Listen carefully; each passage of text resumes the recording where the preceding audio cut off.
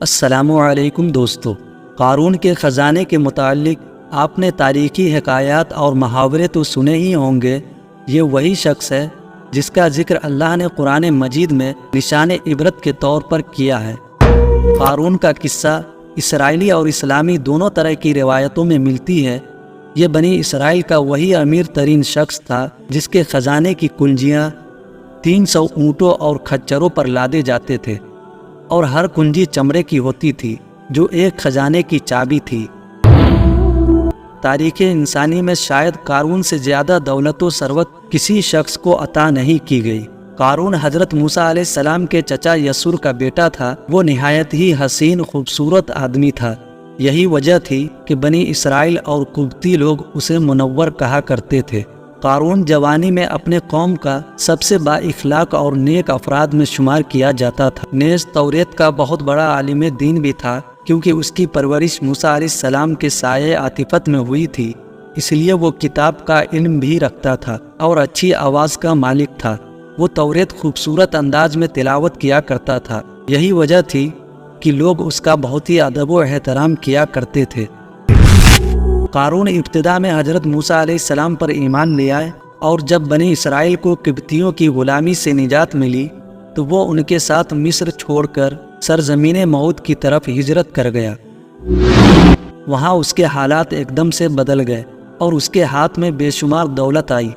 دیکھتے ہی دیکھتے وہ اپنی قوم کا امیر ترین شخص بن گیا، جس کا ذکر اللہ نے قرآن مجید میں کچھ یوں کیا ہے: بے شک قارون موسیٰ کی قوم سے تھا، پھر اس نے قوم پر زیادتی کی، اور ہم نے اس کو اتنے خزانے دیے جن کی کنجیاں اٹھانا ایک طاقتور جماعت پر بھاری تھی۔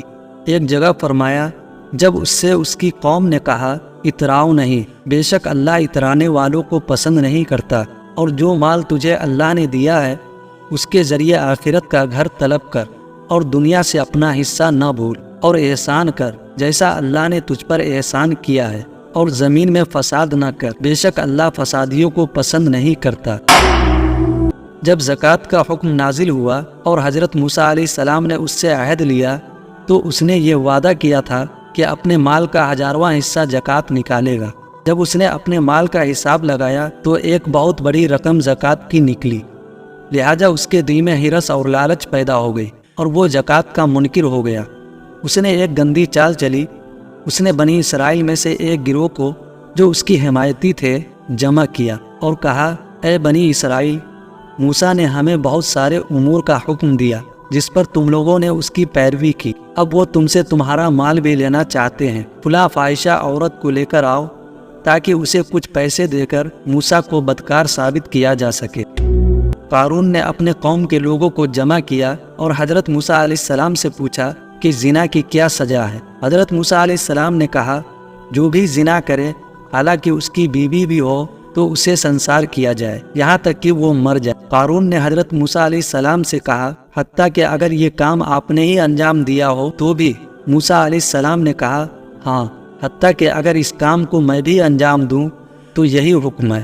قارون نے کہا، بنی اسرائیل یہ گمان کرتے ہیں کہ آپ نے فلاں فاحشہ عورت سے زنا کیا ہے۔ حضرت موسیٰ علیہ السلام نے فرمایا کہ اس عورت کو میرے سامنے لاؤ۔ لہٰذا وہ عورت بلائی گئی تو آپ نے فرمایا، اے عورت، اس اللہ کی قسم جس نے بنی اسرائیل کے لیے دریا کو پھاڑ دیا اور عافیت و سلامتی کے لیے دریا کے پار کرا کر فرعون سے نجات دی، سچ کہہ دے کہ واقعہ کیا ہے۔ حضرت موسیٰ علیہ السلام کے جلال سے عورت سہم کر کانپنے لگی اور اس نے مجمع عام میں صاف صاف کہہ دیا کہ اے اللہ کے نبی، مجھ کو قارون نے کثیر دولت دے کر آپ پر بہتان لگانے کے لیے آمادہ کیا ہے۔ اس وقت موسیٰ علیہ السلام آپ دیدہ ہو کر سجدہ شکر میں گر پڑے، اور بحالت سجدہ آپ نے یہ دعا مانگی کہ یا اللہ، قارون پر اپنا قہر و غضب نازل فرما دے۔